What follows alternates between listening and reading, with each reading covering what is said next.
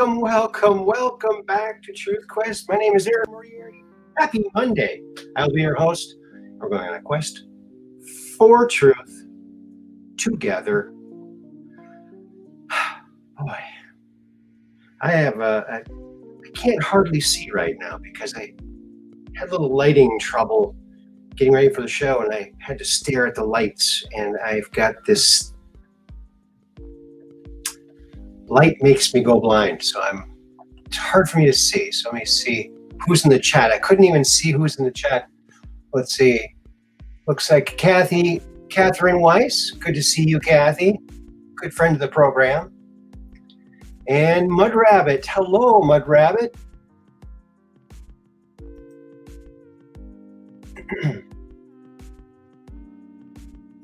Due to the helmet dead center of this picture, yeah. That was pretty cool, huh? One of those mirror images. Oh, you saw it too. Okay. Well, let's see. I'm going to skip down. Oh, my goodness. Oh, my goodness. Hi, Kathy. Catherine. Wow. Thank you so much for laying that down. Thank you so much. That helps super a lot. Yeah. Sure does. Thank you so much. That rocks. Yes, awesome. And look who else just popped in. Peggy Dancer. Hello, Peggy. Peggy, how are you doing today? I hope that you are doing well. I hope that you're feeling better. I hope that Mud Rabbit's feeling better. And I hope that Kathy's feeling good.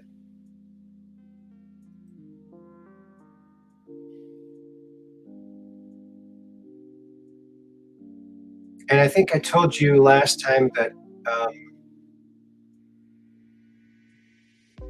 Max did call. He's doing better, but he's still not out of the woods yet. So keep your prayers up for him as well as for everybody else.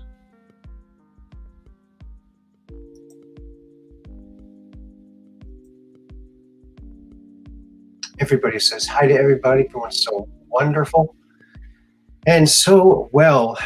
Isn't this something? Did you hear about Sam Bankman-Fried? I'm sure you have.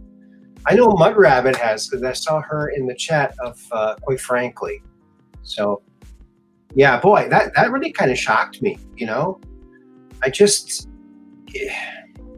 Because he just came out the other day and said, oh, I'm going to start a new company. Maybe that was today. I'm going to start a new company and raise money and make a whole bunch of money and pay everybody back.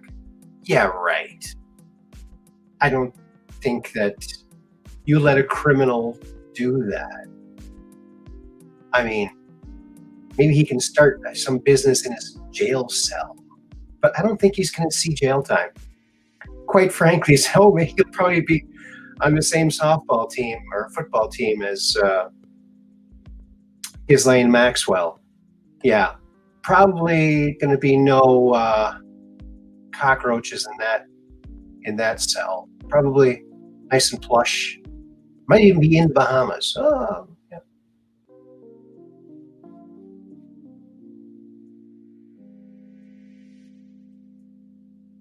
Didn't shock me. These guys are rubes. There's someone behind them unseen. Yeah.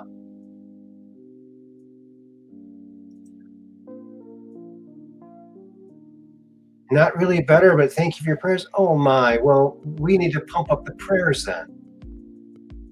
For Peggy Dancer. Let's do that. There, sent out. You're going to get better. Hello, Jay Buying. Yes, well, he might be Epstein, but I don't know. I think he gave so many millions to these leftists. You know, he kind of bought friends in high places. I don't know. I really just don't know.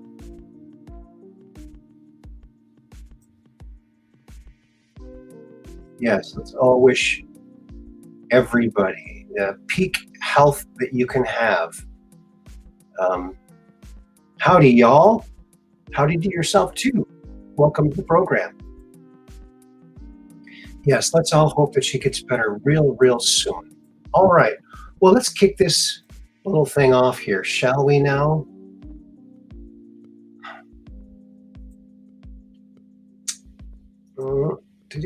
Do. And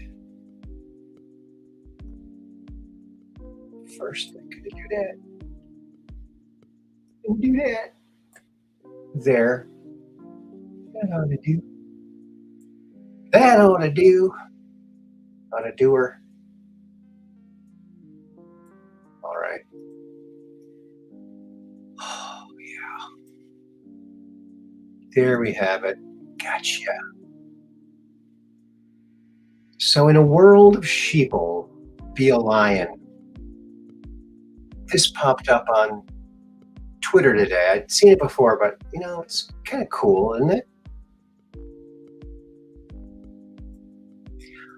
I saw someone today in the grocery store wearing a mask, and I thought to myself, maybe she's sick, Maybe she's sick, or maybe she didn't put makeup on or something. I don't know. Right? Here, check this out. The silencing, this is from Kim.com, the silencing and manipulation has completely destroyed democracy. Not just opinions are being manipulated, but the devices that count our votes. The deep state can turn every cell phone into an open mic and a backdoor any PC. What do you think they can do to voting machines? He's so 100% right. Oh my goodness, Peggy Dancer, thank you so much. Wow. Thank you very much.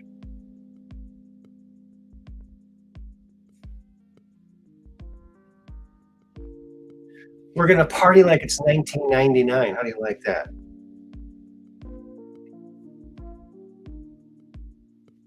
Well, thank you so much. That's awesome. Keeps the lights on. It definitely keeps the lights on. This is the biggest criminal conspiracy in history. Spy agencies are now running the show. He's right. Their budgets and powers are increasing every year. I think they're unstoppable. They spy on all of us and have dirt on everyone. Politicians who don't work with them have no future. They are removed by scandal, etc. Yeah, whether it's real or not. I mean, look at Trump. I mean, there was nothing on him. They're trying to manufacture something they can't quite do. But this just shows how evil they are. This Schmidt is killing people. If Julian Assange dies in jail, it's because Twitter stopped his supporters from getting any visibility. The recent poll by Elon Musk has shown how many supporters he has. It's outrageous that those who fight for our freedom rot in jail like criminals. Yes, it's just despicable. It's not the America I grew up and learned about. It's not the America I was a paper boy, my dedicated hard work, going out there in the snow and delivering those papers at 4:30 in the morning. As a kid, I was very patriotic. And, I felt, being a paper boy and going out there in the rain, the sleet, the snow. And actually, I was the paper boy during the Great Storm of '75. And that's where my hands got frostbitten. But that was incredible. That was a monumental task to do that. But, I thought of it kind of like, the post office, neither rain nor sleet nor snow. And, I equate that with the government. And I just felt like this was America, and I'm hardworking American. Look at this, will ya? Will you just look at this?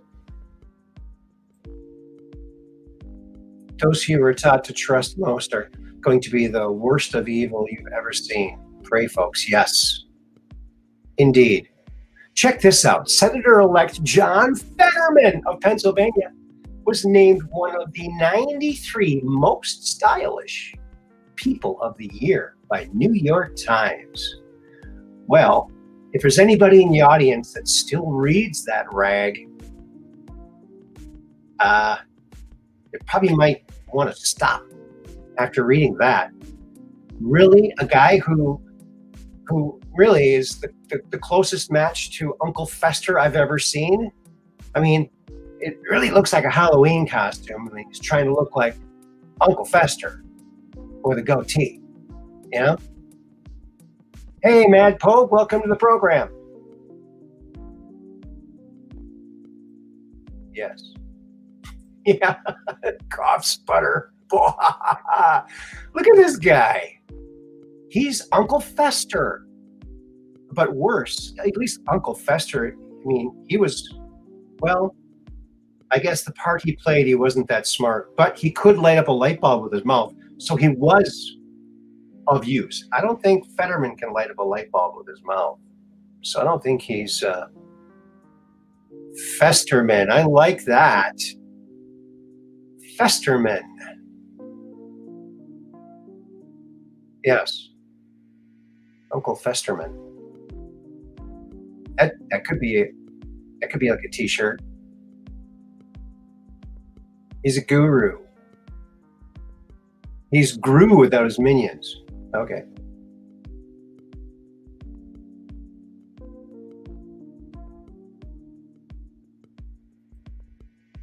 Yes, Uncle Festerman. Uncle Senator Festerman.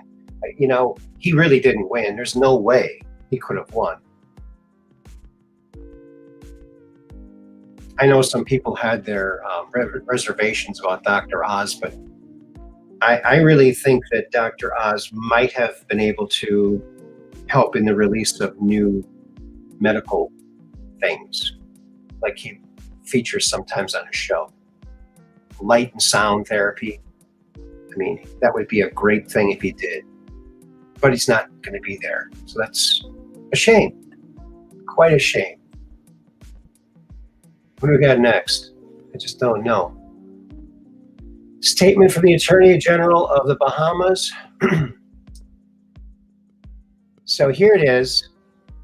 On 12th of December 2022, the Office of the Attorney General of the Bahamas announced the arrest of Royal Bahama Police SBF, former CEO of FTX, Sam Bankman-Fried. So they haven't called for his extradition yet, but they're waiting. For it. So this is interesting. I also think it's really interesting, and someone pointed this out on Twitter. Was it on Twitter I saw it? I can't remember now.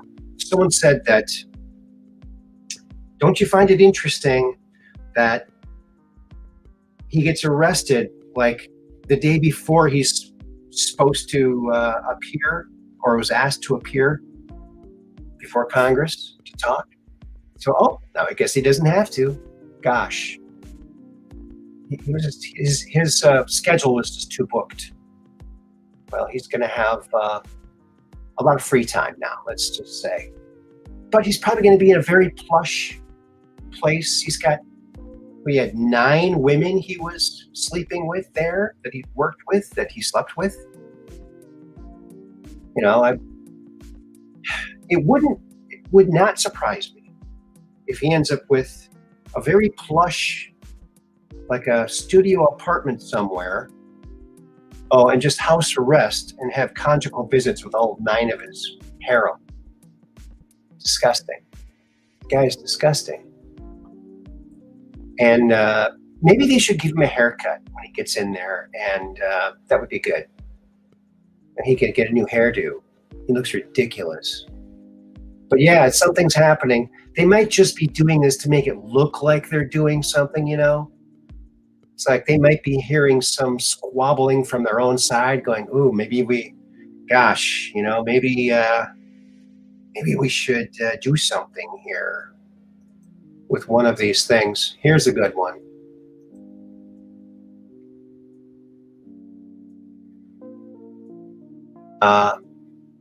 First, you serve 4 years as my VP, learning who the deep state scumbags are. Then you get 8 years to destroy the bastards. Yes. I like this meme.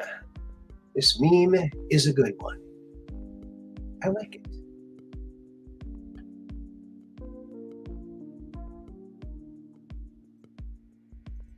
Yes, I think you're right, Mud Rabbit. He doesn't know anything. Someone is up above him directing them all. Yes, I think you're right.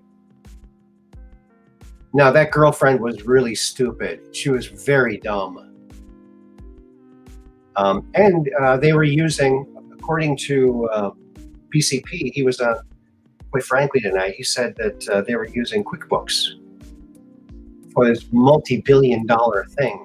I guess that's not a smart thing to do. Yes, they are puppets. No, no, he's not the type. You're right. He doesn't look like the type, but he had supposedly had billions of dollars. So a lot of women, they're not. Some of them might not be as discerning if there's a dollar figure there. You know what I mean? Yeah, the girlfriend was no better, but yeah, and she wasn't any smarter. No, he was. He just strikes me as being a very stupid person. He's not very bright. And even when they did these fluff pieces on him, oh, look at Sam Bankman-Fried with the crazy hair. Oh, crazy hair. Never saying, oh, this guy's a genius, which obviously he is not a genius. He's rather stupid. But they need stupid people to play stupid games and get stupid prizes. They love that. That's what they do. They do it very well. They love to play stupid games and get stupid prizes. What do we got here? Oh, this is just, I'll show you what I was working on today. Check this out. So this is for the year. My channel got 5,433 likes, and you can add to next year's numbers, actually probably this year's numbers, if you like the show right now. And that would be great. I would be very appreciative of that. But so, yeah, my top show was my interview with Corey Good. And then next was Truth Quest episode 22 with Andrew D. Bishago interview. First interview with him, which was a couple years ago. See, when people discover that he has shows on my channel, they'll go back and they'll watch all of them. And they'll start with the first one. So that usually gets quite a few hits. And then this one here, The Quest for Truth with Andrew D. Bishago, that's Andrew's show. So isn't that neat? March was the biggest month. So yeah. And then we got this. So I'm very, very happy and very appreciative. So thank you so much. I have to thank you and thank you. You guys rock.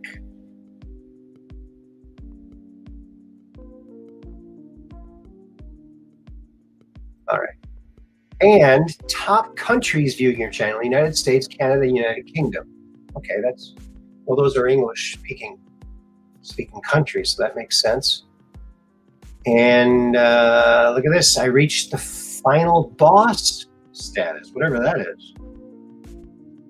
Total live stream minutes, 33.1 thousand. Wow. Total live stream views, 37.7 thousand. Well, I'm very grateful for that as well. So thank you so much, everybody. Thank you very, very much.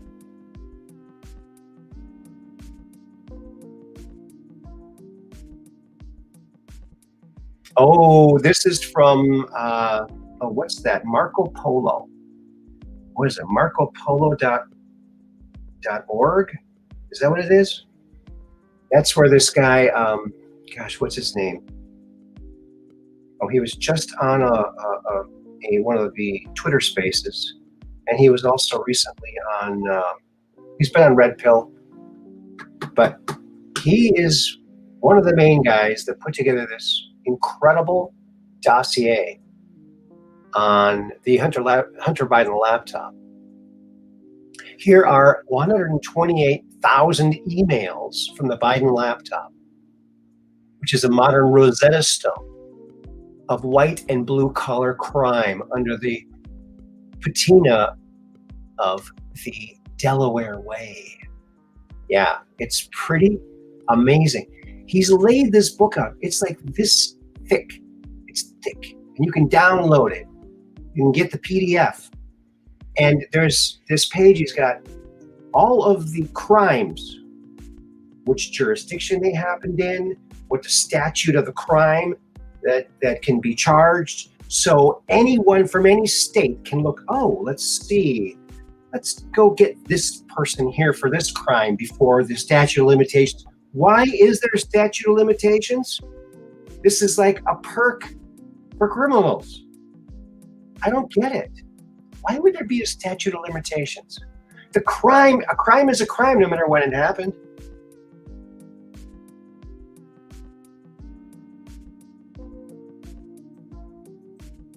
Oh, you're waiting for the Pet Shop Boys song, Domino's Dancing? Oh, it looks like I'm a little behind on the chat here.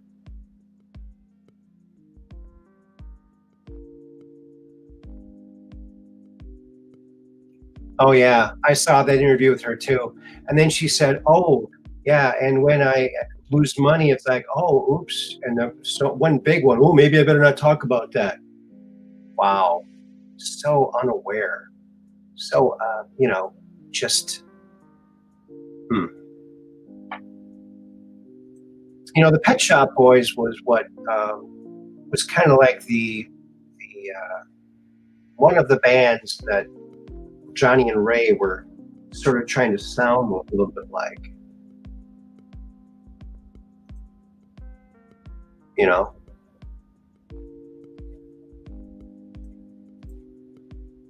So there you go. Oh, yeah. In fact, you know what? Maybe we should listen to one of those songs. I feel pretty lucky that I have these songs here to play.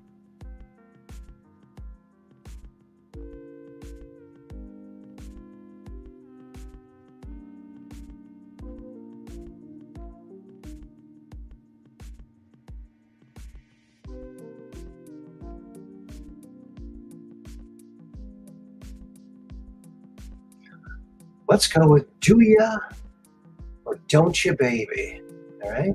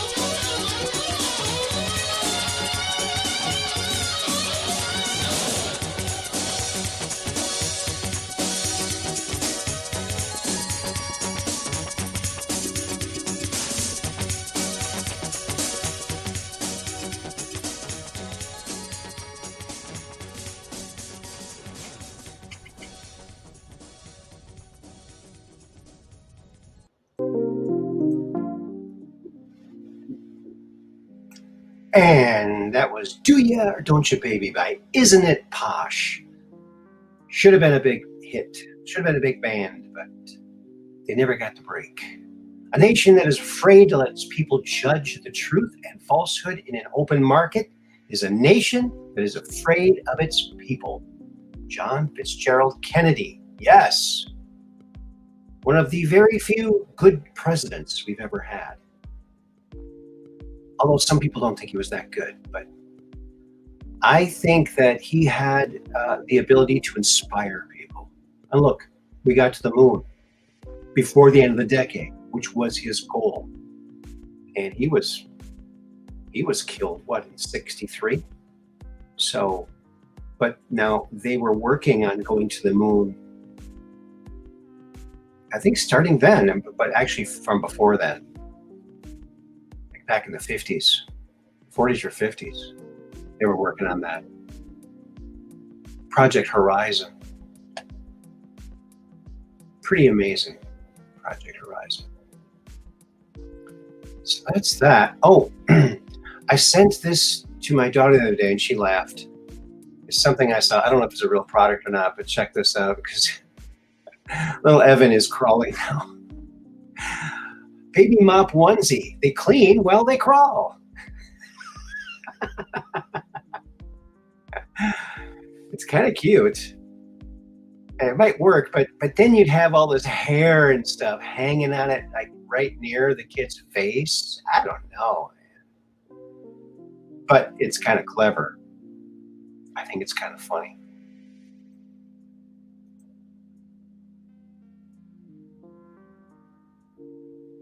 Oh, you could use one of those?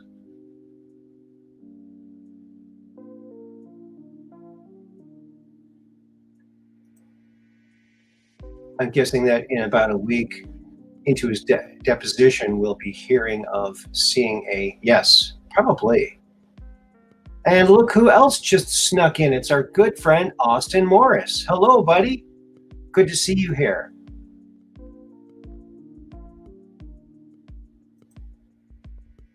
It would be hard to tell which was the baby and which was the cat. Yeah. Oh, yeah. Cats do. They shed like that. Unless you get those bald cats, but they don't look quite as good, do they?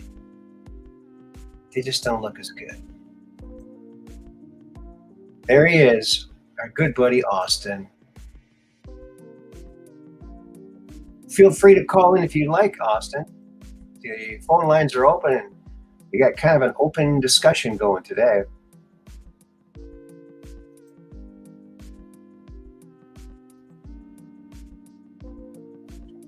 All right.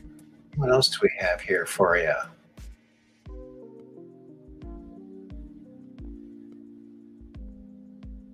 What do we have?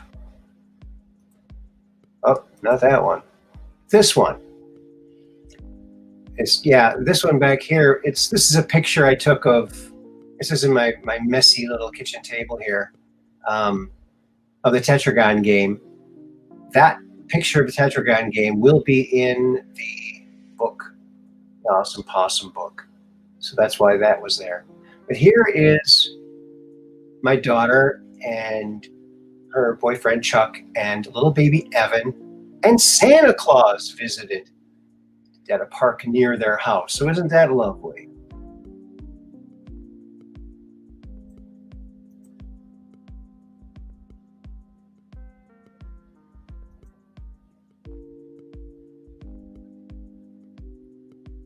So yeah, old-fashioned looking Santa dude. He's got the old school Santa outfit. It's kind of cool. But Evan wasn't having it. He looks nice and peaceful there when they first got there. But then he's oh man, he's not having it.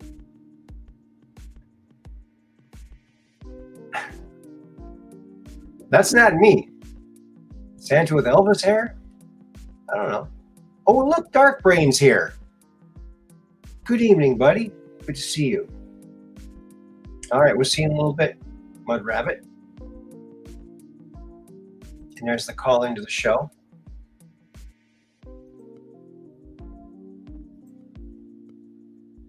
with Elvis hair.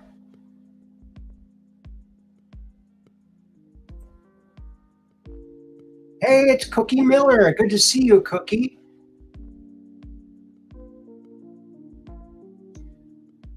Thank you so very much for accepting me with loving kindness and encouragement and hugs. Well, you're very welcome. That's kind of like the way we are here. We're very, very nice people, according to us. According to us. Yeah. Everybody says hi and hello to Cookie Miller, Mad Pogue, Dark Brain, and everybody. Yes. And thank you for leaving that really nice comment on the video, Cookie, on last Wednesday's video. That was very nice. And thank you again for the email. That was lovely.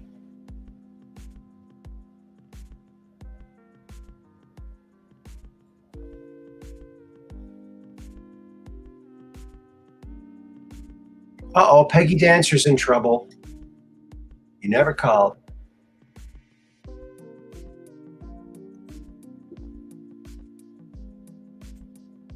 Catherine Weiss, great to see you. Hope you had a good weekend. A nice weekend. Yes. So, looks like we have another of those kind of pictures. Oops. More of these. Uh-oh. Too many. Well, I think I have to set this up first. So there we go. So that's kind of cool, do you think? So feel free to call in, anybody that wants to. We got some people in the chat who have called in before. So feel free to dial in. There's so much going on. And, you know,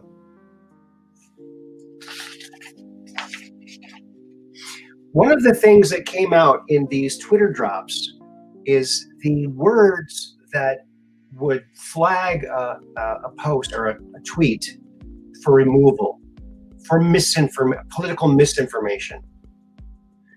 Political misinformation. Here's two words together. When these two words are together,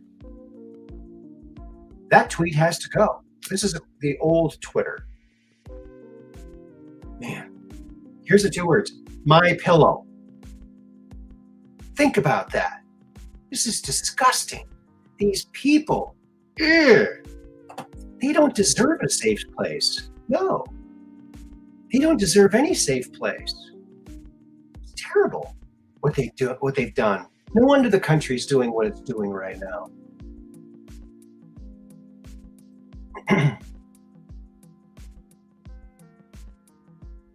Oh, she has to get a new phone.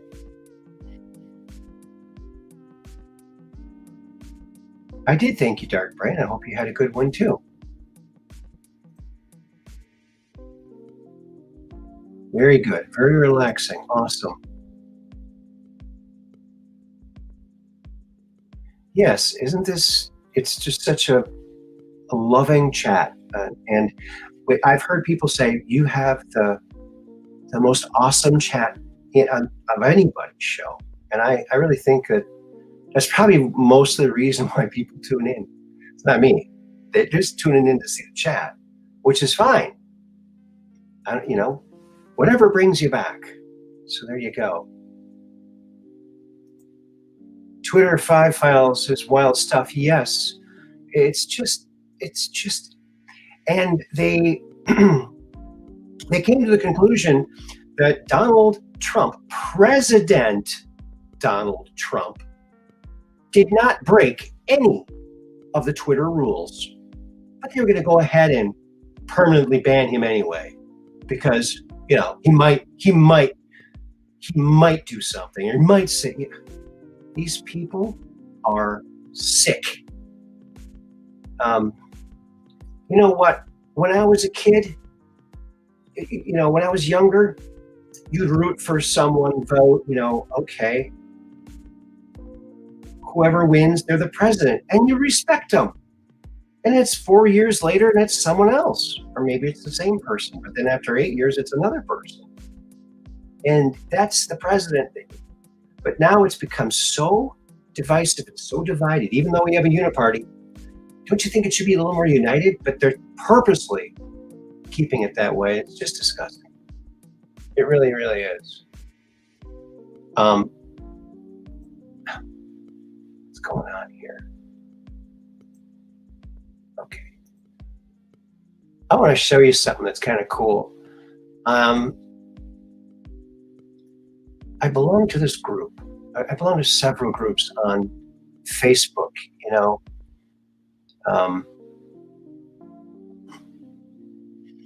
And this one, I just really, really, really like it. It's fun for me. I mean, it might not be for everybody, but that's the beauty of these things. There's something for everybody, right? And if you haven't heard of this, American politics hasn't been right since JFK was killed. You're absolutely right, Austin. That's when the deep state took over big time. So we've been basically run by the CIA since then, in my humble opinion. Check this little site out. It's a 66 Batmobile collector's site, collectible page. 66 Batmobile collectible page group. Look at the detail of that Batman and Robin and the Batmobile. Oh my gosh.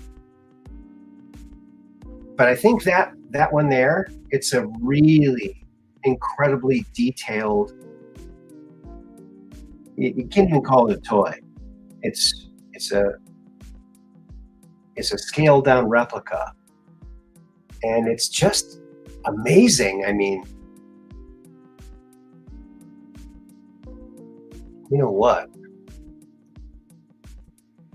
I think I'm gonna take this photo, put it up here.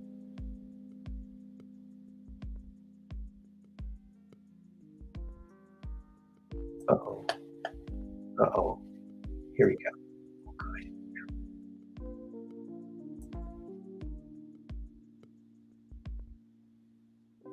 And then Bruce, aka Batman. Yes, he probably belongs to it. I mean, or maybe he might not be on Facebook. Some people aren't on Facebook, but I guess I'll do that later. Let's scroll up and see what else is on here. You know, here's someone's. Let's see. That's kind of cool. That's a cool black and white picture of the two. And the toy. Kind of cool. Kind of cool. Look at that. Road racing with two Batmobiles. How cool, huh? Look at that. Slot car racing with the Batmobile. They got all these different Hot Wheels. They got these little stubby ones. I got one of those. Where'd it go? Here it is. I don't know if you can see this or not. But yeah. And look at that one. It's like gold plated, gold color plated. I mean, there's so many of these. Now, imagine, there's a little stubby one. Kind of cute. Look at that. Man, why doesn't every car look like that by now? It should. Every car should look like that. Sorry. It's just the coolest thing ever. In my humble opinion. I think it's pretty darn cool.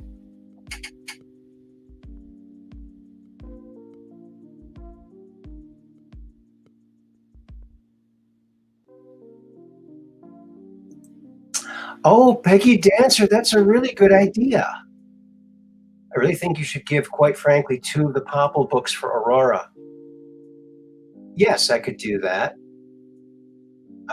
Have I already sent them to him? I don't think so. I don't think I've ever sent anything to him. I did give him contact information for Andrew Rishago, so he could have Andrew on. He's going to be on again soon. So yeah, that's an awesome idea. Yeah, that's pretty cool. Pretty cool, man. Every car should look like that.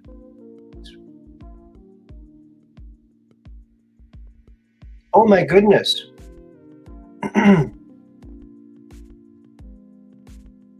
Yes, but you don't have to pay. I'll just send them to him. I mean, if you'd like, you can make a donation to my PayPal, and that would help. But yeah, I'll ship them. I'll ship them for free. They're books, so you get book rate. Book rate is much cheaper. And yeah, I don't know, Cookie Miller, if you've seen my books or not. I'm not sure if you've seen them or not.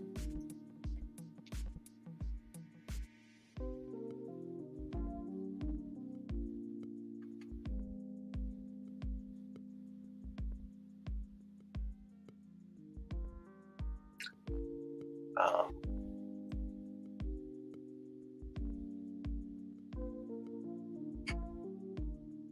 it's not coming up. Hmm. Well,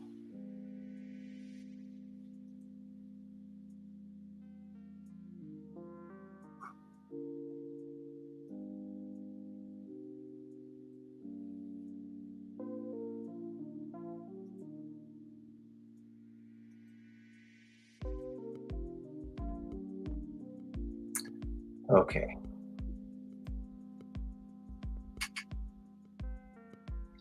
Yeah, I think if I get them in the mail soon enough, she should be able to get them for Christmas. That's a great idea. I didn't even think about that. Wow. I did not even think about that. But oh, before I do this, I just want to show this to Cookie Miller and anybody else who hasn't seen it, the books. This is called Popple. It was written by Judy Johnson from Green Bay and illustrated by me, Aaron Moriarity. And it's a story about a little boy. He doesn't have any friends. He lives with his aunt. And he doesn't have any friends. He sits on a rock all day. Not a very pleasant life. But he goes into the forest and he meets all these fancy characters. And they're all very friendly and very nice. He's trying to find a friend. But they don't want to be friends with the people. You know?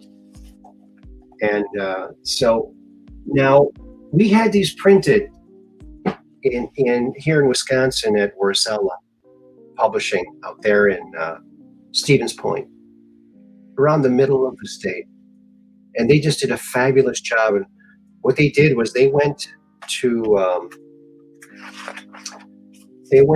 Disney, and because they print a lot of Disney books there, and they said, hey, there's this book that these two are doing. It's called Popple, and it's helping the children's hospitals. That's why she wrote these books, is to help the children's hospitals. And so they went ahead and donated the paper. So we got the paper for free. Still was an expensive venture. I'll probably never see any real money out of it because, but it was just fun to be able to do a children's book. You see, when they all decided they couldn't be friends with the people, even the wise old owl, he's crying because he didn't. And oh, if you want to hear, let me pop this up. If you want to see the book, both books, Popple and Popple's Place, and a bunch of some other stuff I've done, then you can go over to my 3 a.m. Studios channel on YouTube. And I'll put a link for it. 3 a.m. Studios.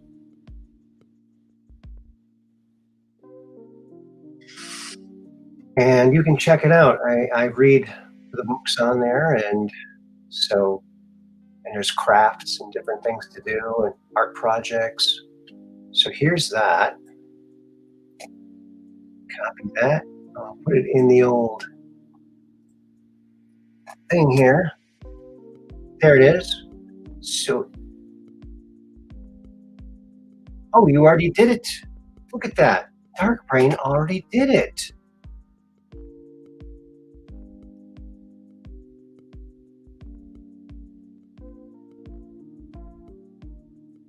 Aaron, I wrote to you today, but about Green Bay.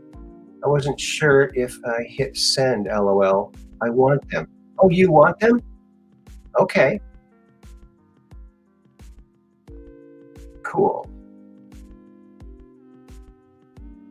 Yes. And they're very well written. You know, I read them before I took the job, and oh, these are good stories. These are very good stories. And so I was just very excited. And then we got, let me see if I can find this picture. Oh, wait. First, I got to do this. We wanted to get like an endorsement from a celebrity. Oh, thank you. Thank you, Peggy. So after we got done with the two books, there were two books in a series, Popple and Popple's Place. And yeah, I guess I can go to it here on the show. Why don't I just do that? All right. Then I can just keep talking about it.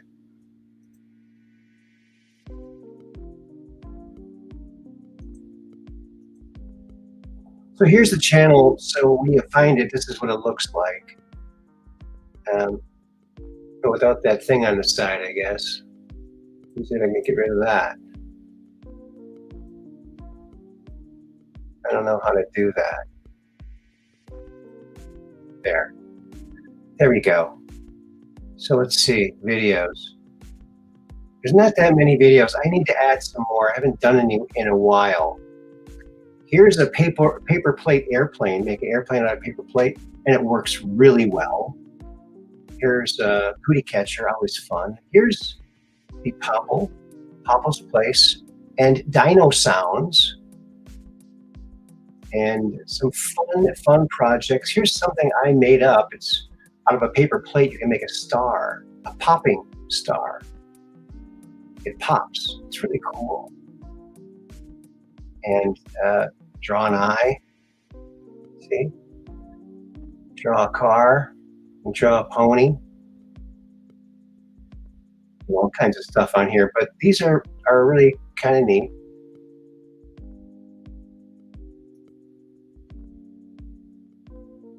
Let's see here. Jeff Foxworthy, the redneck comedian and honorary chairman of Duke Children's Hospital. Jeff Foxworthy endorsed the books. So that's just me reading it. So that's what that is. And yeah, so after we got done with the two books, we went to click the add card. Oh, I can't wait. Well, thank you. So after we got done with the books, we decided to celebrate, and we went to a Jeff Foxworthy comedy show in another town. I think it was in Wisconsin Dells or something like that. And so we went there and saw the concert and the comedy show. And he set up this one joke. He said, I was doing this gig for the children's hospitals, and he went on to say this very funny joke. And I said, Judy, did you hear that? He does work for the children's hospitals. Maybe he'll endorse our books. And she goes, oh, he'll never talk to us. We're just ordinary people. He's a famous person. I said, he's a person. And so um, she said, well, maybe I'll just write a note in one of the books. So after the concert, after the comedy show, we got a couple books, and she wrote a little note in the blank. There's a blank white sheet in here, right there, when you open it up. So she wrote a little note in there telling about the cause of the books. And she said, oh, he'll never meet with us. And I said, well, we'll not know if we try, unless we try. So I found the stage manager, gave him my card, and I said, hey, we're Popple Press. We're with Popple Press. We'd like to talk to Jeff Foxworthy. He goes, well, I'll go give this to him, and I'll let you know. He came back about 5 minutes later and said, well, you got 5 minutes between shows. You got 15 minutes. That's what he said. 15 minutes for his next show. So he'll see you. So we went there. We showed him the books, told him the story about the cause for the books, and he agreed to bring them home and show them to his children, and he would get back to us if, maybe he would consider endorsing. So we thought, wow, this is really cool. So we were pretty happy. And a couple of weeks went by, a couple of months went by, and then Jay Leno came to Green Bay. And so we went to, he was playing at a casino. So we went there. We didn't go to the show. We just kind of went there because we knew he was going to maybe be there. And I happened to have just gotten done with an Elvis gig, and I had my leather Elvis jacket on and my hair up and everything, kind of like it always is. And we walked into the entryway there, the atrium, kind of the front desk area, and Jay Leno goes, hey, Elvis, come over here. He called me over. So it was easy to meet him. He was calling me over. And so we gave him a couple of the books, told him the story, told him the cause of the books, helped children's hospitals. And he said, okay, I'll take a look at these. So then about a month later, we found out that Jeff Foxworthy was coming back, I think, in Appleton. So we thought, well, gosh, we haven't heard from him. And it's been several months now. Maybe we'll just go to the show, we'll go backstage, and we'll just leave a book with a note in it. That was our plan. So we got there, and we found the stage manager, and he let us backstage to the back area. We were walking down this hall, and here he comes walking towards us. Now, it's been several months. And he said, Judy and Aaron, oh, I'm so sorry I haven't gotten back to you. And I said, that's okay. Leno hadn't gotten back to us yet either. He goes, I'll beat Leno. He did. About a week later, he sent a beautiful email. And this is the quote. And it says, let me see if I can read it, my shaky hand. Jeff Foxworthy, the redneck comedian and honorary chairman of Duke Children's Hospital. My kids and I love Papa. I thank Judith and Aaron not only for their beautiful creativity, but for their heart for sick children as well. God bless this project. Jeff Foxworthy. I couldn't even believe it that he did that. That he was such a nice guy. It turns out also we found out later that Jay Leno couldn't do it because he was with NBC at the time and they owned him. So anything he did, they had to, and he actually did come up with some children's books after that. And I hope that he's doing well too. Oh, you hadn't heard that yet? Okay. Maybe I didn't tell that story. Maybe that was it.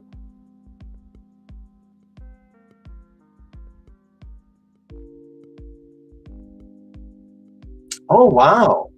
I'll be reading those books in 2 weeks to my granddaughter and take a picture of us to share with you. Well, thank you. Thank you very much. Wow.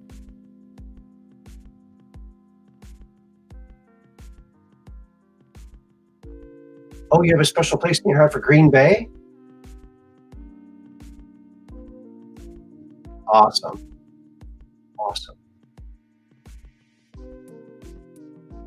Very cool. Yes, that was a very heartfelt quote. We were just in awe that that ever even happened. I mean, he only met us twice. He only met us twice. Oh, that's nice cookie. He only met us twice, and he lent his name to the project. I mean, who does this?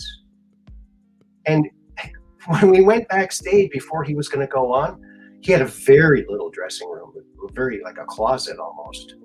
And he had his new shirt on the hanger on the little coffee table. He hadn't put the new shirt on yet because he gets a little sweaty when he does these shows.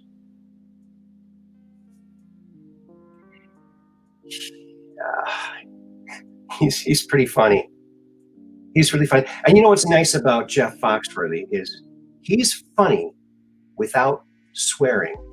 He doesn't really swear very much, hardly at all, and which I really, really respect because you really don't have to swear to be funny. And I for one, I don't like swearing. Sometimes it comes out of my mouth when I'm frustrated or when I'm hanging around people who swear. Or I hear someone. So many people swear. I mean,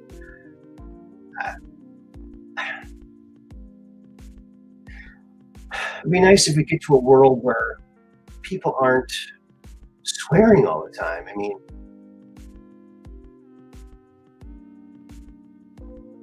intelligent people don't need it, right? I think it really escalated after that Eddie Murphy Raw routine that he did, where it was like every other word, a swear word. I mean, I'm like going, this isn't funny. This is not funny. Every other word's a swear word, and people are laughing. But I think that was when we started sliding down that really steep slope. The other redneck to our comedians made up for that, especially Larry the Cable Guy. Yeah, Larry the Cable Guy is pretty cool. He's on Twitter. Everybody's back on Twitter, you know, and Kyle Rittenhouse is on Twitter. And it's so nice to see him on there. You know, people are pretty mean to him. Now that Elon took over Twitter, all of his followers are back. They're unghosted. And he's got all of his support for him was erased. But now he's feeling all the love from people, and it's so sweet. You know, that poor kid. Can you imagine? My God. You know, having your life threatened by these people and then being vilified for just defending yourself? I mean, wow. Wow. Hmm.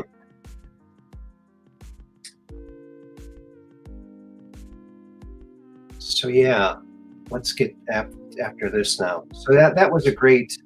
I really respect Jeff Foxworthy a lot. I think he's a phenomenal guy, very funny. I did see Jay Leno back in the 80s in Boston when I lived out in Rhode Island when I was working for Hasbro as a designer. And he swore a lot. He was funny. He didn't swear as much as some of the other people, but it was pretty interesting. Me and the person I was with, the gal I was with, we were picked out of the crowd to go and sit up really close to the stage. So that was kind of cool. Maybe we were dressed kind of snappy or something. I don't know. I also saw Prince out there in Boston around that time on his Under the Cherry Moon tour, which he only did two places on the Under the Cherry Moon tour for his musical tour, Minneapolis and Boston, because the same guy who owned First Avenue also owned this place in Boston. It was a small place right across the street from Fenway Park. and it only held 200 people. And the tickets sold out in like a half hour. And I ended up going down there, and I think I paid $100 a piece for the tickets after, because they were scalped, of course. But that was a fabulous show. Wow. It was pretty cool. He was incredible. Incredible. I've never seen anybody do the kind of things he could do. And there really wasn't even a stage, but he had this pedestal, this, I don't know, about that big around pedestal, about 4 feet high. He was up on there spinning around at some kind of crazy RPMs. And he jumps off of it and he lands in a split on the ground. Then he, without using his hands, and he's back up again and dancing and what? Unbelievable. Unbelievable. So yeah, let's do this. Shall we now?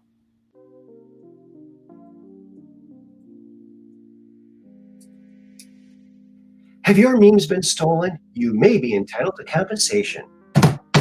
Yes. Yeah. You might be. You might be entitled to compensation. You might want to, if you have had your memes stolen, maybe you should check our firm out that supports our channel. That would be Schmelnick and Schmelnick Law Firm. Yeah. Injured? Been in an accident? Know someone who's been in an accident? Look like you've been in an accident? Or just want to be in an accident? We can help you. Yeah. Of course, that's one of our little commercials that we did back in the big 90s.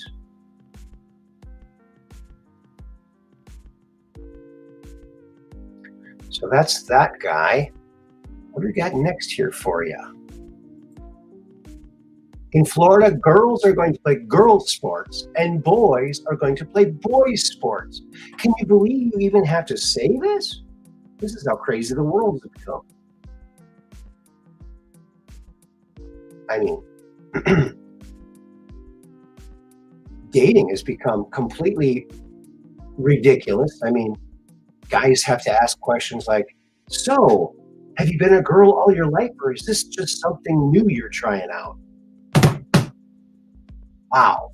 You shouldn't have to do that. Schmelnick and Schmelnick, yes.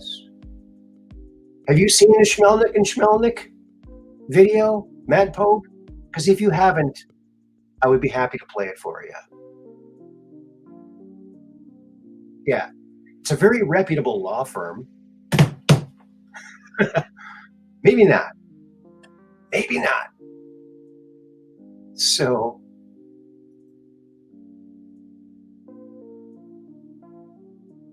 what's next? We just don't know what's next. FBI versus Trump. Spied on his campaign. Manufacture Russia hoax. They knew it was a hoax from the very beginning. Oh, yeah, we've seen it. Okay. Leaked fake news to the press. Lots of fake news. Told big tech to censor information to help political opponent. Yes, they did. It's illegal. It's unconstitutional. That's terrible. Planted insurrectionists on January, what? And raided his home. And they're not done. They keep after him. He's the cleanest guy ever. If there were any dirt on him, any of these hoaxes would have turned into something real, and they haven't because they're completely fabricated. It just blows my mind how the mainstream media, along with the collusion of big tech, can completely hypnotize the public and make them believe falsities are true. So many people think he's racist. He's never done a racist thing in his life. My goodness. It's just, can you imagine spending $2 billion of your own dollars? $2 billion is how much that he lost running for president and being president for 4 years. $2 billion. Can you imagine spending $2 billion of your own dollars, becoming president, doing amazing things for the country and for the people, and then have to be attacked this viciously? It's just disgraceful. This is not America. I'm sorry. It's not the America I learned about. But we need to bring it back, and we can. If corruption was a photograph, oh yeah, you got Obama, Hillary, Bill, Dr. Jill. Is that Hunter in the back there? Yeah, there's a lot of corruption there. Yikes. Yikes. Stripes.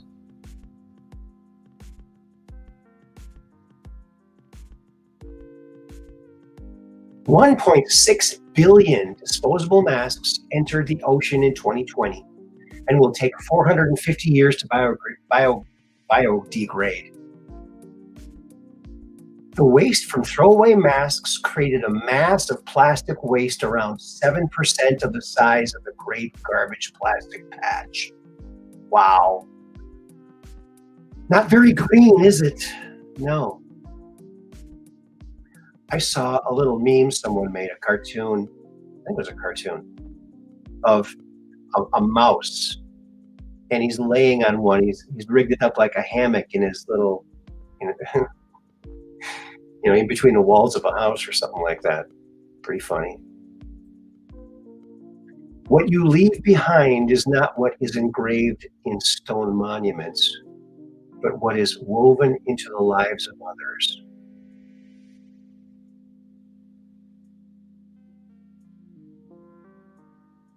Isn't that nice? Very true. I would have to say that is very true. And you know what else is not on those stone monuments usually? It never says Democrat or Republican, does it? Devoted father, husband, wife, uncle, son, Democrat or Republican. No, it's not important enough to put on there, so it's really not important. If it's not important enough to put on a gravestone, it's not important. Here's Katie Hobbs. Her hair looks kind of funny there. If you don't certify the election that I ran in, managed, and counted the ballots, proving my win, then you will all go to prison. Yeah, she was threatening 2 years in prison for anyone who did not certify her election. That cannot be legal. If a Republican tried this, or a MAGA person tried this, oh man, yeah, you'd never hear the end of it. 0 women have claimed to have had sex with Barack Hussein Obama, but that's none of my business. And he's got Trump hair.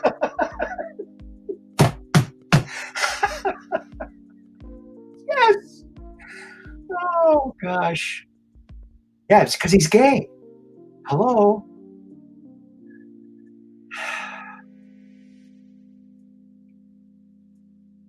And that's how he apparently, from fellow classmates in Hawaii who went to school with him when he was a teenager, said that that's how he got money and cocaine was by having sex with men.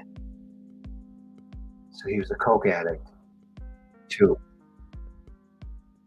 Ask not why Elon Musk is fighting for free speech, but why Democrats, big tech, and mainstream media are not. Yes. Good words, President. Yes, sir.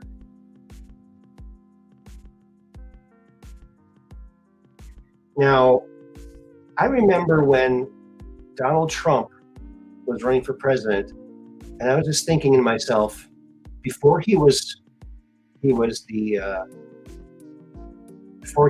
Republican nominee, there were all those Republicans up there, and I thought, wow, there's no way the Republicans are ever going to let him be there. But they did, only because they thought Hillary would win because it was rigged, and they stuck Pence with him. They put Pence with him because Pence, just like this guy right here, Lyndon Baines Johnson, who some think had a hand in making himself president before he should have been. I don't think he would have ever been elected personally. But yeah.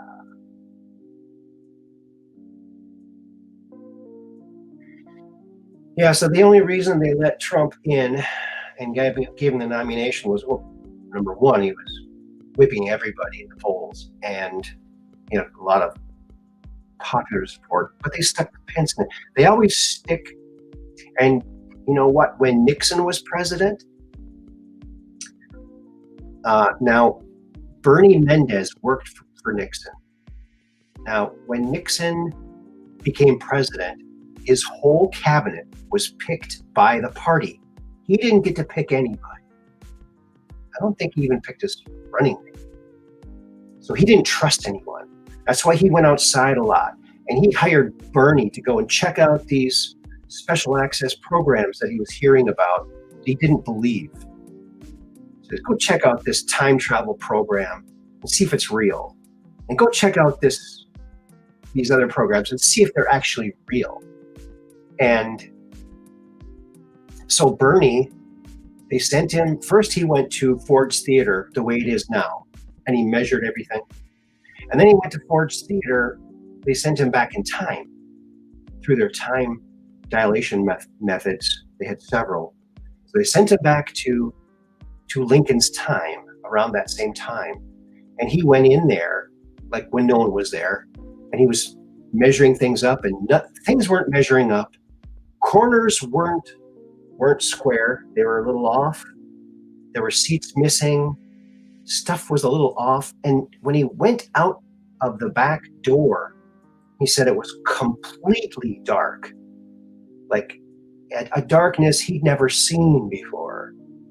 So he walked 15 paces out, 15 paces to the right, and they went 15 paces back, 15 paces back. Otherwise, he wouldn't have found the door.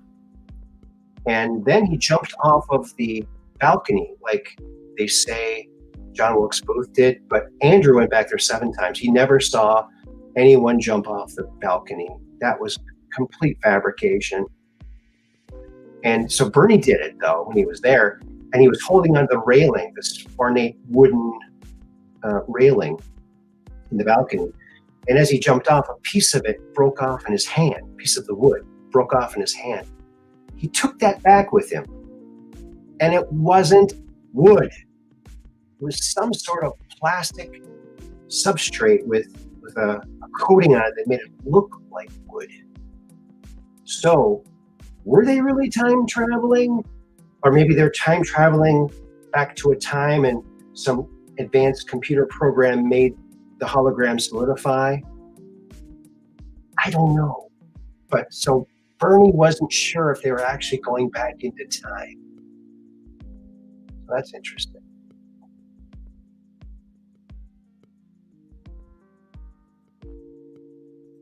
Yeah, I think you're right there, Peggy Dancer. Anyone the MSM puts on a pedestal, I steer clear of. Those whom you were taught to trust the most. That's right. Yes, LBJ was in on it. He was called out by Jackie Kennedy. She knew. Oh, yeah. Oh, God, I feel so sorry for what she had to go through. Oh, smoke and fire upon the sea. Everyone looking for the enemy. The heathen gods of old Japan thought they'd got the best of a mighty good man. From Ballad of PT 109. Okay. I think I missed part of that. That was attached to. Feel free to call in if you want.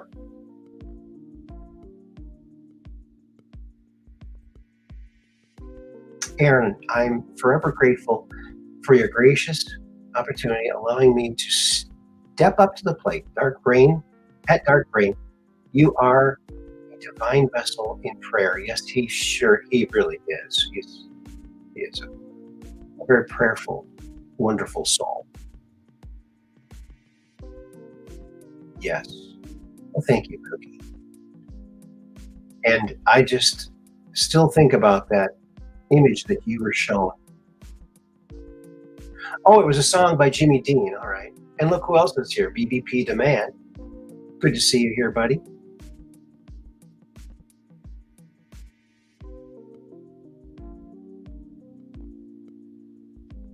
Oh, you're very welcome, buddy. I think very highly of you, dude. As I do everybody in the chat. I think you guys rock. All right. What's next? There's one more here. They brainwashed you, really? It's just amazing what they are. It's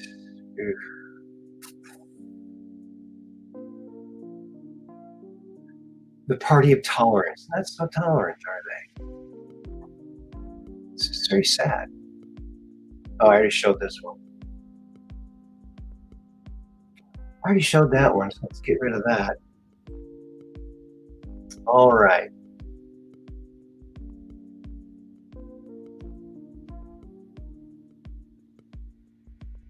Yes, a lot of agreeing there. We've got wonderful people in our chat. That's why we always pray for them when they need it. Even when they don't need it, we'll still do it for you and get you all better. You know, when I was, before they extracted that tooth from me on Thursday, they took my blood pressure. And, you know, they don't want you to have too high of a blood pressure. So as she was holding my arm and it was doing that, I just relaxed myself. And she goes, "Oh my God, this is really low." It's like 70 over 50 or so. I don't know the numbers, but there was no 100 or anything. "Oh my God, this is low." I said, "Well, maybe I lowered it too much." Maybe I lowered it too much. But yeah, I do not have high blood pressure. I have low blood pressure because I have a different kind of blood type that's not does not have as much iron, but it has more copper. AB negative. So there you go. And that's all the negative blood people have lower blood pressure. I had a friend that I worked with at a car dealership several years back. Worked at a GM dealership up here in Door County, Sturgeon Bay. And I forgot what I was going to say. I don't remember. Oh, yes, now I remember what I was going to say. Thanks, Dark Brain. There was a guy there who had high blood pressure. He had a thing to check his blood pressure. And so he was checking he'd go around and check everybody. "Hey, let's check your blood pressure." And he was always very frustrated with me because I never had a high blood pressure. He goes, "How come you never have high blood pressure?" So, I don't know. Because of my blood. It's different. Oh, here's that little mini Batmobile. Isn't that kind of cute? Yeah, but not as cool as the full-sized one. Where is it? Here it is. Look at this marvel. Look at that thing. It's just da-da-da-da-da-da-da-da. Batman. Nothing cooler. Nothing cooler, according to me. Oh, you have low blood pressure? I guess that is not a good thing either sometimes. Like, well, make up your mind, right? Is it supposed to be high or low? Also, it amazes me, over time you find out the things that they say are good for you aren't good for you. Didn't they know that all along? Makes you wonder.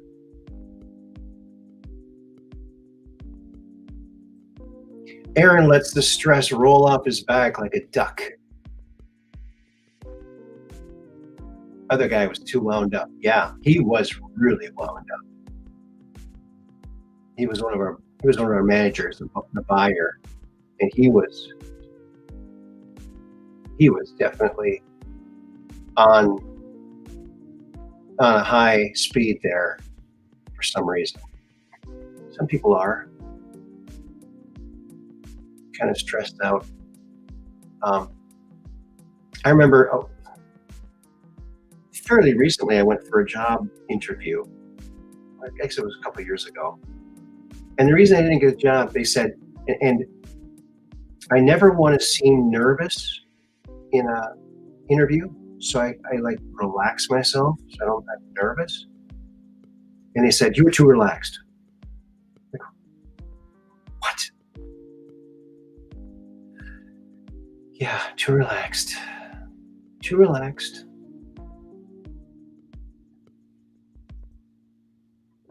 I like the original style Batmobile over the cartoon style. Yeah, me too. Yeah, the original one is just too cool for school. In fact, and you know that, let's see here. No.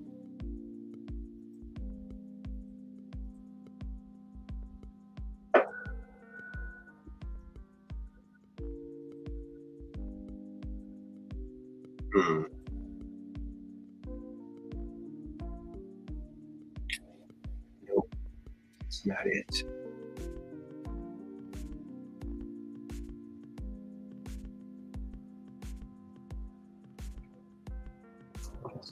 There.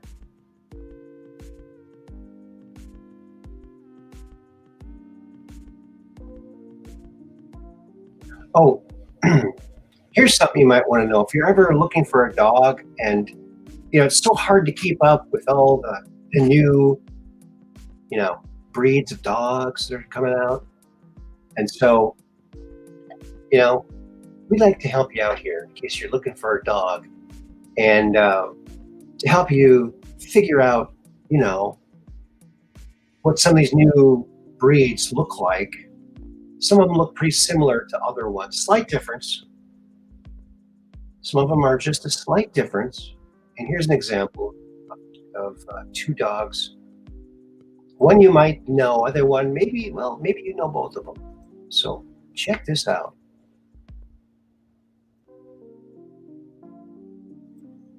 Whip it and whip it good. See, a little bit of difference there. Yeah. Too funny. Too funny. Don't you like that?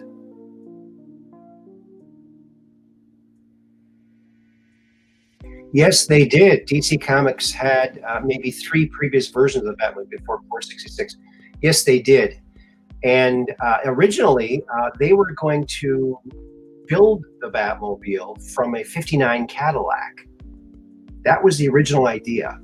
And they were going to go based off one of the drawings in the comic.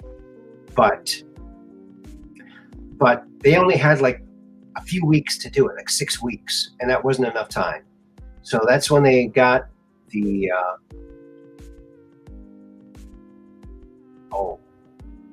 I can do that here.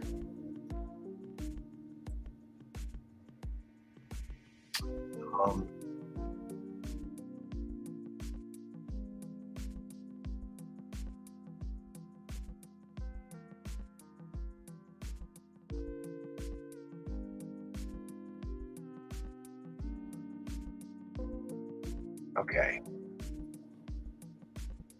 The Ford Futura, 1955 Ford Futura. Oh, what a gorgeous car that was. And that's what they used instead, because they had something already kind of cool already, and they only had to change less things on it. So here's what that car looked like. There's a whole bunch of pictures of it here.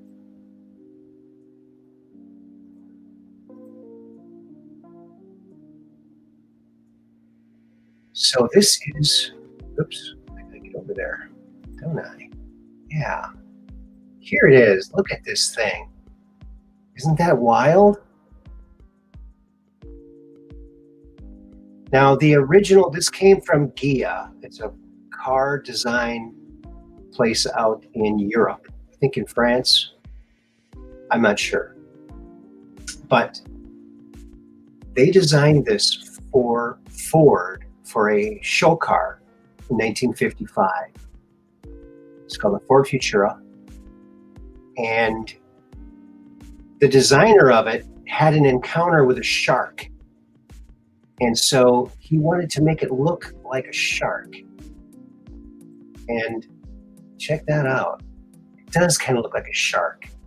But when Barris got it, and it was this color too, this really kind of cool, kind of a minty green color. Beautiful, beautiful car. And it had a clear canopy over it that would flip up.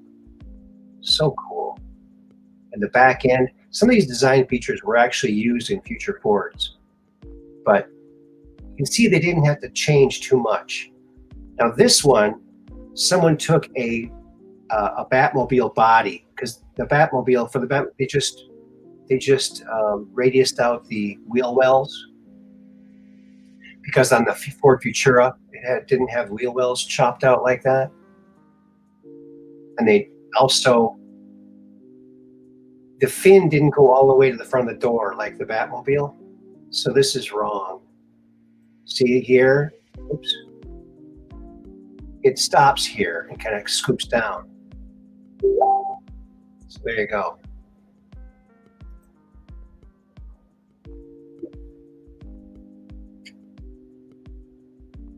Gia is in Italy. Oh, thank you. They designed the Carmen Gia body for Volkswagen. Oh, you know what? I never liked that. So whoever designed that, I never liked that Carmen Gia. I thought it looked like Porky Pig's car. Now, that car was painted red. You see the red one there. That's from a movie from, I think, 1958 or 59. And they painted it red so it would show up better in the movie. But all of these you see here are replicas, because the original one was modified into the Batmobile. And then after they made the Batmobile, they took molds off of that to make 3 or 4 other Batmobiles for the show, for different, driving scenes. And remember the Bat turn? Oh man, that was pretty cool. Pretty cool. Now, there was one other Batmobile that this guy built from the comic, and it actually was the first actual licensed Batmobile. They actually licensed it, and they used it in car shows to promote the comic. Buffering? Okay. But yeah, so the guy who designed this at Gia, he had an encounter with a shark, and he wanted to make it look like a shark, so he designed it to look like a shark. So when Barris and Cushenberry got it, they said, okay, we got to take this shark and turn it into a bat. And I think they did a fantastic job. Just a fantastic job. I love that cut in back, where the back cuts in like that. So yeah. There's the Batmobile. Oops, not a very big picture of it. Too cool for school, man, I'm telling you. Anyway, I think I've raved about that too much.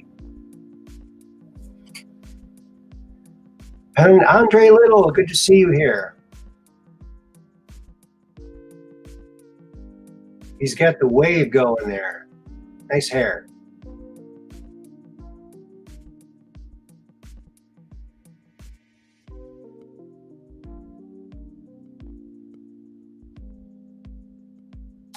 A pre-66 Batmobile? Oh yeah, let me look it up. Um,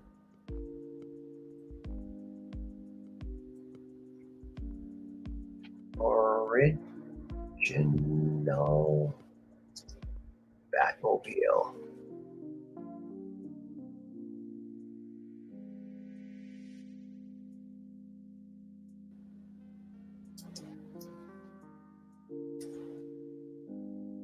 It was recently just redone. Someone bought it. I think this woman bought it and had it completely redone.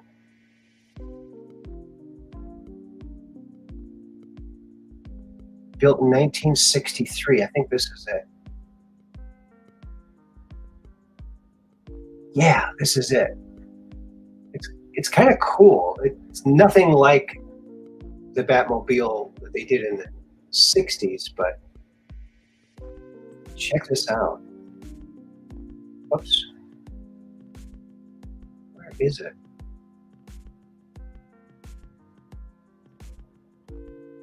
Okay.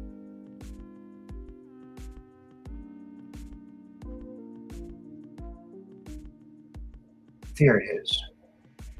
Okay. It's hard to navigate on this small screen. Someday I'll have a bigger screen and a better confuser. But until that happens. So here it is up in the right-hand corner. That's it right there.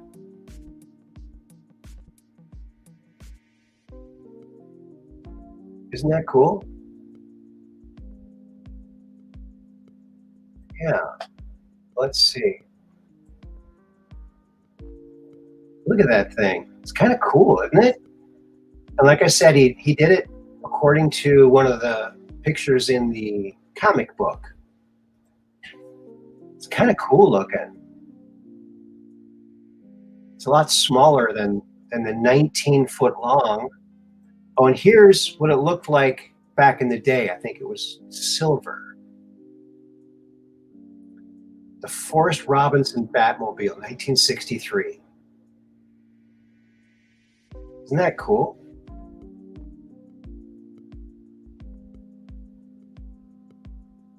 Yeah, love it, love it. Can't get enough of it. Here's what it looked like when they found it. Oh man, it needed some work, eh? And the guy who did the work on it, he was like, he worked on it night and day, night and day. He worked on it like incredibly. And they brought it back from this to this. I mean, can you believe it? Wow. Incredible. Fantastic job. Although I don't know why they switched it from silver. I think the silver looks pretty cool. Here it is from the back. Look at that thing. Yeah, so that's it. Just one big fin in the middle. Kind of cool. It does have that dent in the back. That's kind of cool. Yeah. Cars. And you know what? I do not like any of the newer Batmobiles. I think they're ugly. They're ugly. I think they're like this one here. I just think that's an ugly car. I don't think it's cool. It's definitely not on the same par as this. No way. Not even close. No. And this one for sure looks ugly. Ugly. Doesn't look cool. They need, the people who are in charge of designing that stuff just need to do something better. But you know what? Barris and Cushenberry were lucky that they started off with something with that double bubble windshield. No other cars ever had that, really, that people know about. And so that really gave it a unique look, a very unique look. And you just gotta love it. You gotta love it.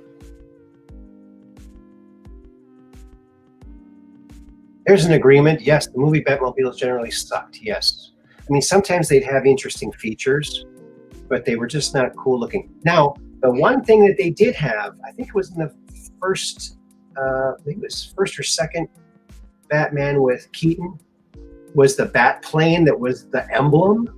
That was cool, but they crashed it on the first time. It's like, what? You can't take a great design like that and crash it. That's not cool. That's not cool.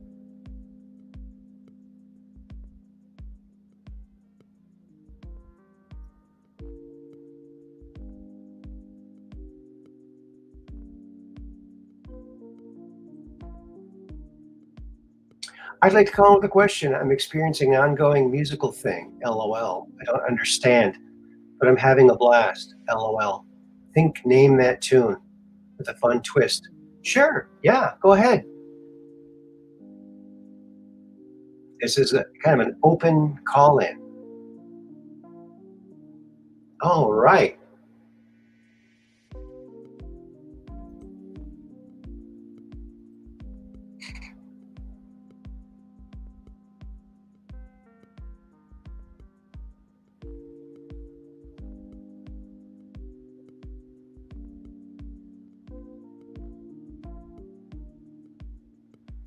A musical thing.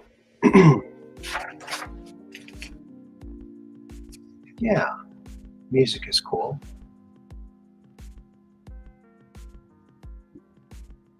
Oh, there she is. Hello, Cookie. She's getting her microphone set up there.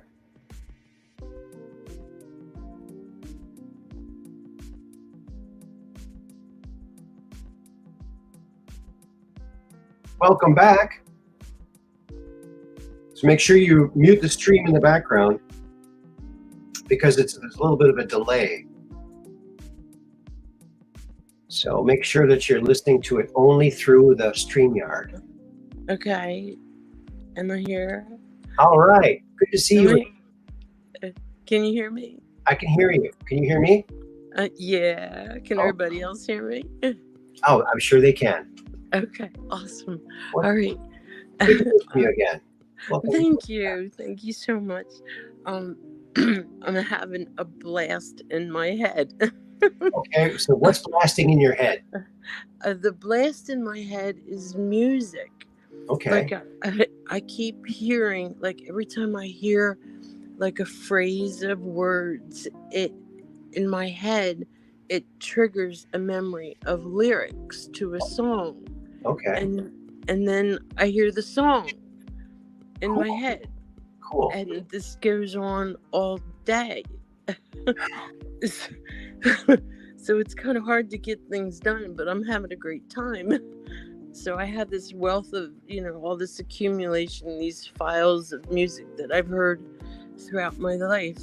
And so I can just hear a few words that match lyrics that I've heard in my head in my life. And then I start hearing the song and it plays and it goes from, like, I feel like I'm hopping from song cloud to song cloud, depending on the direction of the wind. Wow. That's really big. You got the brain radio station, huh? So is this normal? Does anybody else experience this all day? Well, I don't know, but I have to tell you, lately I've been able to recall music note for note, word for word, especially the first Boston album, because I've been playing that, and sometimes the house will be totally quiet, and I'll just think of one of the songs, and it'll play all the way through, and it's like, wow, that's cool. Yeah, so. Yeah, yesterday, I heard for some reason Seals and Crofts, We May Never Pass This Way Again. Okay. And before that, I've heard some Pink Floyd, as you may recall, Shine On You Crazy Diamond. And I mean, the songs, they're just I'm having a blast. I'm by myself, but I have this radio playing in my head that if my thoughts change, it brings me to another song. Cool. Now, I remember there was an episode of Partridge Family where what was the older girl's name? Lori. Lori. Mm-hmm. She had braces put in, and all of a sudden she got a radio playing out of her mouth. Every time she opened her mouth, it would play radio. Something with the fillings or something. Remember that? Yeah, I remember that, but I wasn't sure if it was the Partridge Family or I don't know. But it was the Partridge Family. Okay, I was there watching it then. It was Lori. Yeah, that was I loved that show. And you know what? You know what was really cool about that show? Well, I remember one time, and I don't remember which episode it was, but Keith Partridge, who had really cool hair. Yeah, Davy Cassidy. Yeah, I had a poster of him on my wall. And God, rest in peace. I mean, passed away sadly. Yes. But he, what was I going to say? Oh, he walked into this, I think it was a hairdressing place, and he went over to the shelves of stuff, and he was looking at hair dryers. I'm thinking, oh, here's a guy looking at hair dryers. That's kind of cool. Mm-hmm. Now, in my household, in our bathroom when I was a kid, my dad had more hair product than my mom did. Mm-hmm. Yeah, he had Brill Cream. He had the Dry Look spray. And he had cool hair. I mean, right there. He always had cool hair. Yeah. So. And you're rocking it too. I'm trying. I mean, it's the thinning forest. It's leaving quickly, but it's hanging in there. It's the enchanted forest, dear. Enchanted forest. I guess I could always super glue them back in, one at a time. But yeah, I'm lucky to have this much hair still. So yeah, I'm very grateful for every strand. So what songs are playing through your head now? Well, I think I put it on pause because I really need to focus. But in a couple minutes, I'll get another one, I'm sure, because it doesn't stop. I'm musically oriented and foundation, but it's hard to get stuff done. Yeah. Because, I'm the kind of person that I don't shut off the car until the song is over. Oh, me too. Yeah. Yeah. Exactly. But, is this a common occurrence in people that, hearing just a few words will trigger a memory of a matching lyric in the song that you've heard before, and then you're hearing the song in your head and it just goes on all day long if I'm not concentrating to be engaged to get something done. But it's fun. That's cool. It keeps me laughing all day long. I'm wondering, does anybody else experience this music playing in your head all day long? I'm kind of looking at the chat here, and some people have made a couple of comments, but nothing exactly like that. Now there is someone that one of my Facebook friends. Her name is River Speak, and she commonly posts, "Who's ever playing such and such song in my head, please stop." So she gets that. All my songs are happy songs. And she's been bedridden for many years. But she's a really cool person. Makes cool posts, very funny stuff. Yeah, River Speak on Facebook. Does that mean I should get an MRI? I don't know. Is it bothering you? I mean, it sounds like kind of a cool thing. Yeah, I'm having a blast. So yeah, I'm having so much fun. I'm laughing, I'm myself, and I'm just like surprised all the time. Like, what thought is gonna come? What is gonna be presented to me that is gonna trigger a memory of a lyric, and then I'm gonna hear the song in my head.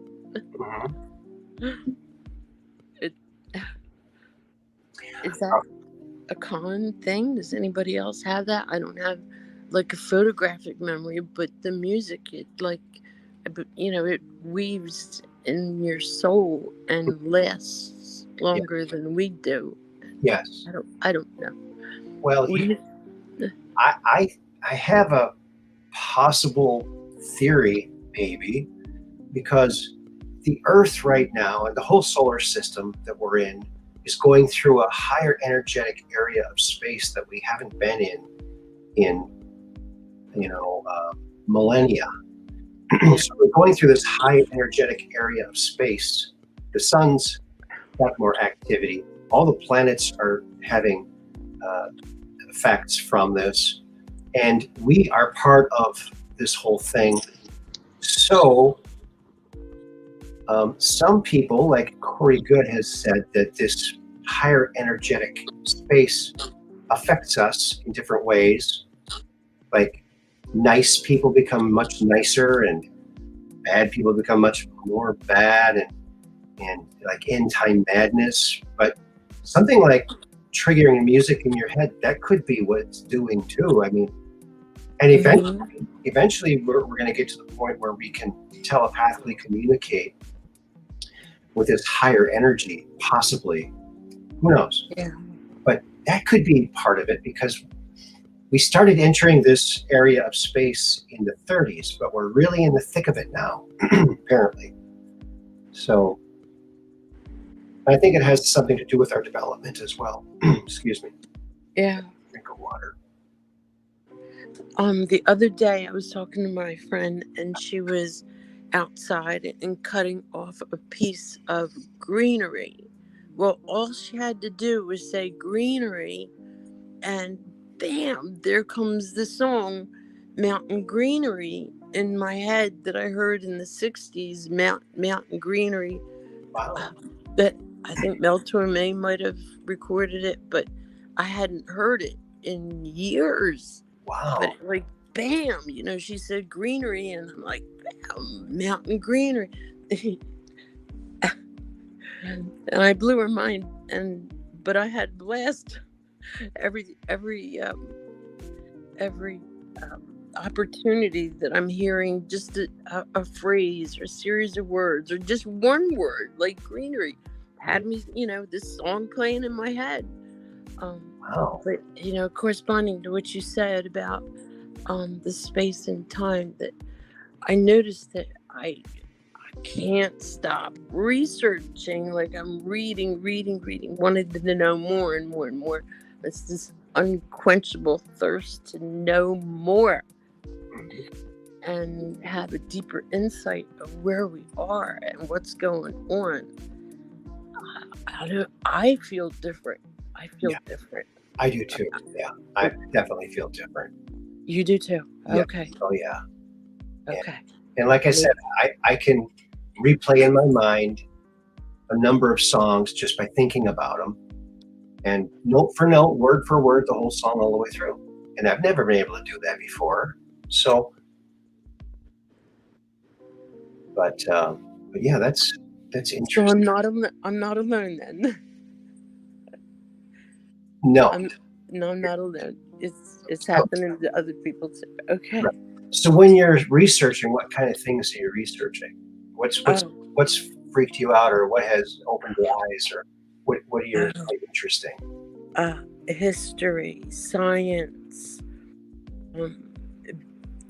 nature, truth, the list, ancient books, fossils. The list goes on and on. Cool. Rocks. There's a place in Bucks County, Pennsylvania called Ringing Rocks. And I can't wait to get there. It's a state park, and these rocks are gathered, rocks, boulders, they're there in Upper Eddy, maybe area of Bucks County, Pennsylvania. And there's these rocks that only when they're together, if you hit one with a hammer or another rock that's there, they ring. All these rocks, they ring together. Awesome. Yeah. I'm so drawn. I really want to go there. That fascinates me. I think there's another place in maybe Montana or North Dakota, and then I think a place in India. Okay. But look, I'm just so thrilled and excited to go there and Wow, and cool. and, and play the rocks and see what kind of tones and music I can come up with, experiment, record, and Awesome. work it. Yeah. Play it. They found glowing rocks up here. These rocks, when you hit a black light on them, they glow. And they find them, I think, in Lake Michigan somewhere. Yeah, if you look it up, you could probably find it. But and there's also a beach up here in Washington Island, and it's a rock beach. It's all rocks, and they're all like about this big. And it's kind of weird to, but they're all round because they all rub on each other, and they're all. And you're not supposed to take any out of there. There's only like 2 beaches like that in the world, I guess. But they don't make music, or they don't glow. They're just white, kind of like white rocks. But you're not supposed to take them. But they go in and out. There's a waterfall near it that if you like have a teddy bear and you put it under the waterfall and you come back, I don't know, a couple months later, you'll find it and it's turned into stone. Oh, really? Because of all the minerals. I guess. Yeah. Interesting. Yeah. So, I do. Have you ever heard of the Kangen water? It's a water machine developed by the Russians, and the Japanese perfected it. And it mimics what happens in a few places around the world. They call it magic water, healing water. And it usually comes out from mountains, and it goes down these different minerals, and it collects all these minerals and has healing powers. So that's kind of cool. And it was analyzed with what? I don't know, but people would come from miles to get healed from it. And it was studied by these Russian scientists, and they kind of developed it, and then the Japanese perfected it. And the Japanese used these Kangen water machines in hospitals to cure people from various different things. Awesome. I had one of these machines for a while. I was trying to sell them. I couldn't sell any. But you can make antioxidant water. But antioxidant water, what happens is the water goes onto a plate of palladium. Not palladium. Gosh, I can't remember the name of the metal. It's an exotic metal. And it's electrified, and the water splits into two different types of water. One is alkaline, one is acidic. Mm-hmm. The acidic water, you can use it to wash your dishes with, and you don't need any soap. Also, with this acid water, you can take any stain out of any carpet. I mean, my mom had a stain for like 13 years in her carpet. She tried everything. The acid water, you're not supposed to drink, took that right out. And it's just a derivative of water. And the other water is antioxidant water, the alkaline water, which has extreme health benefits. So, wow, that's wild. yeah, the Kangen with a K. Can you spell that for me? Let's see. Sorta. Kangan. Kangen. Let me look it up. Yeah, okay. I'm not really good at spelling. And I'm not good at art, but I can spell. So I'm always looking for words. I'm a wordy. I love words. I go to I look for the root. I look for the origination in the 1600s or 1400s. The word, the word in Latin, and where it comes from. Mm-hmm. So I'm always like. It's E-N at the end, not A-N. So it's Kangen. So I'm gonna why don't I just put this up on the screen? Thank you. And give me something else to research. Yeah, let's get that up there.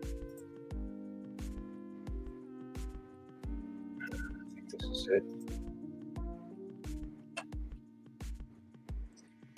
So that's kind of what it looks like up there.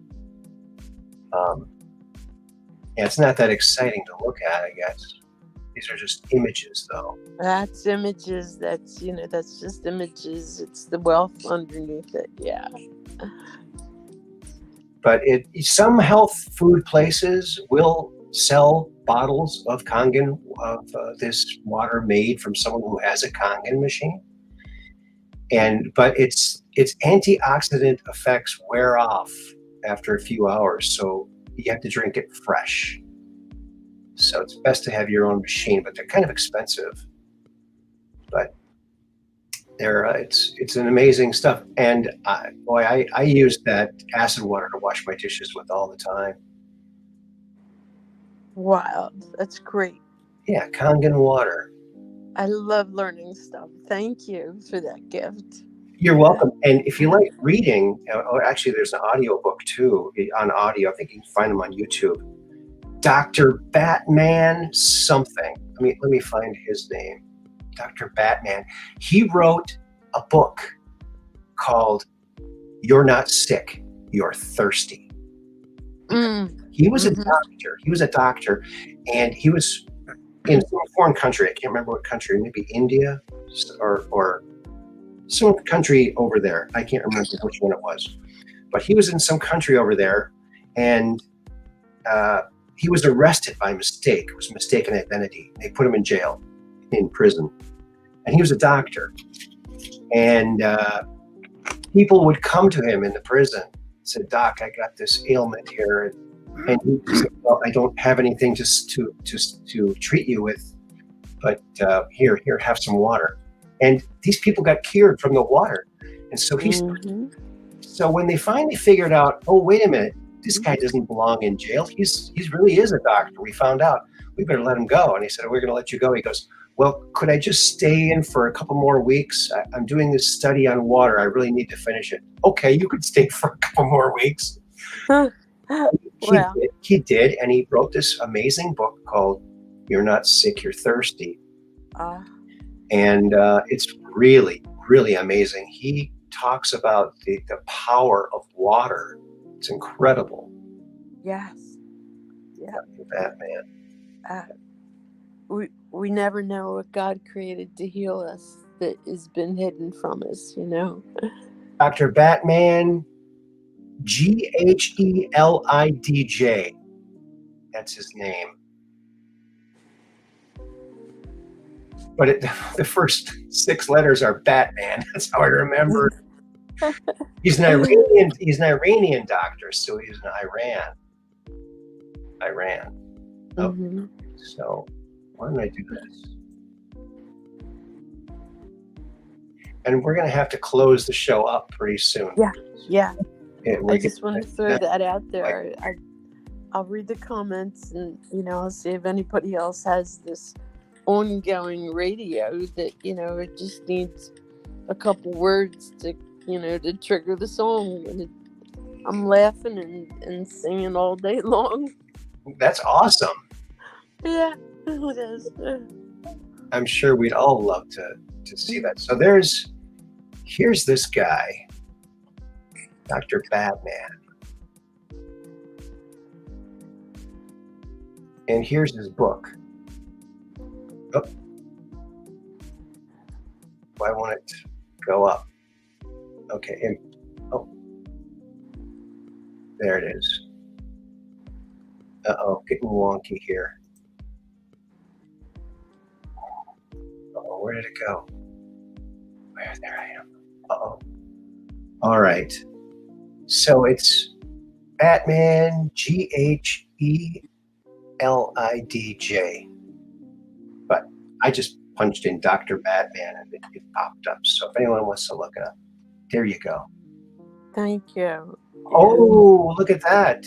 Cookie Miller, you just triggered Radio from Elvis Costello. All right. All right. You did it. All right. I think we're all going to be hearing music now. Now that we know it's possible. Like when you think about, that you want to know more, like like I was thinking about earlier today, and then I heard the Rolling Stones sing, and I can't get no satisfaction. And it's not in that way that he was singing it, but the trueness of I can't get any satisfaction because I want to know more. I want to know more and more and more and more. Yeah. I think the Stones should redo that song "Time Is on My Side" because it really is on their side. They're still there. Yeah. I took a group of my friends after my husband passed, and I brought them all as a gift to the 50th anniversary of the Stones concert in Philly. And I don't know why, but I just felt like doing it, so I did it. Cool. It was the only time I ever saw the Stones, but I don't know. I did it. I'm a random person that just things happen and I go with it. Go with the flow. It's adventure. Very cool. Well, thank you for sharing another amazing thing. First, you told us what heaven looks like, and now you're sharing your mind radio with us. Yeah. How cool is that? It's fun. It's fun. It leaves me laughing. It's hard to get stuff done, because I'm like listening to the song. At least you don't have to buy records anymore. Oh, I got a whole host of records. Yeah. I collected vinyl, so yeah. So what's your island album? If you were on an island and you could only have one album and you have a record player, but you can only have one album, what album would that be? Oh, I gotta get back to you with that because that's precious. I can't just go to it directly. All right. Because my love of music is, from jazz. I love the saxophone because it sounds so much like the human voice. But yet the drums beat, they match my heart. They match my rhythm, and I couldn't choose. It's I love it all. I love it all. But with things that inspire and positive and truth and that propel me to a higher knowledge, greatness, and joy. That is, where I want to go. Awesome. Yeah. Awesome. Okay. Time is running out. Yeah. Short window. I love you all. Thank you. Thank you so much. We love you too, Cookie. Okay. Happy trails. Happy trails to you too. Talk to you soon. All right. Hey, thanks. All right. Good night. Good night. All right. We did it again, folks. Episode 279. And we had another wonderful call from our good friend, Cookie Miller, our good new friend, Cookie Miller. Yeah, Calling Occupants Interplanetary Craft by Karen Carpenter. Yes, that is a cool song. And that's in your head right now? That's awesome. Yes, thank you for calling in. And thank you, everyone. We love you all, too, in the chat. Every single one of you. And a special thanks out to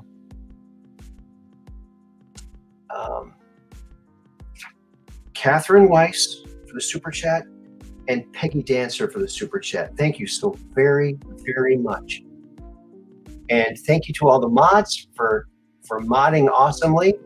Dark Brain and Mud Rabbit, Catherine and Peggy Dancer and is Mad Poga. Well, everyone who is a mod. And what happened to Zoso? He's gone again? He was back for like one day? And wow. Okay, well, we'll see you again on Wednesday, folks. Until then, peace in. Try it again. Peace in.